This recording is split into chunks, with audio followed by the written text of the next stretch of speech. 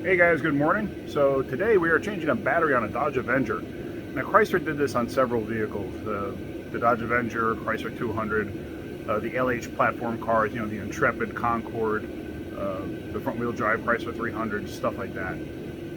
Let me show you what you got to do. So here's the vehicle right here. Focus it out on it.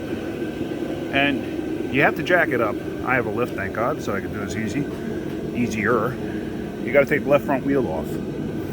Next, you have this inner shield that has to come out. There's several push pins that hold this in place, and they are that style. So you got to take all of those out.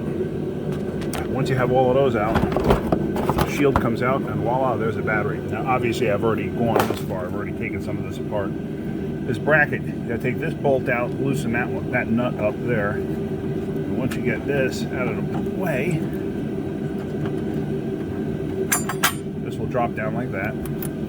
Then you have the hold down, which is this bolt here. Now up north, normally this stuff will break because it's all rotted in place.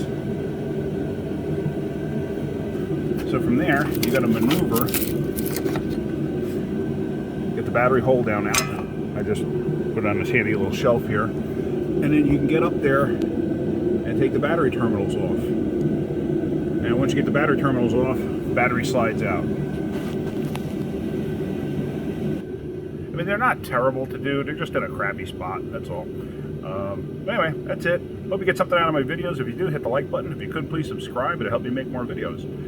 If you want to join our Facebook group called Backyard Mechanics, please do so. Make sure you answer all the questions, because we will screen you. We screen everybody. We're gonna look at your profile. We want to make sure that we let in the right people. My admins do a fantastic job at it. So that's it for today. I hope you guys have a great day and keep wrenching.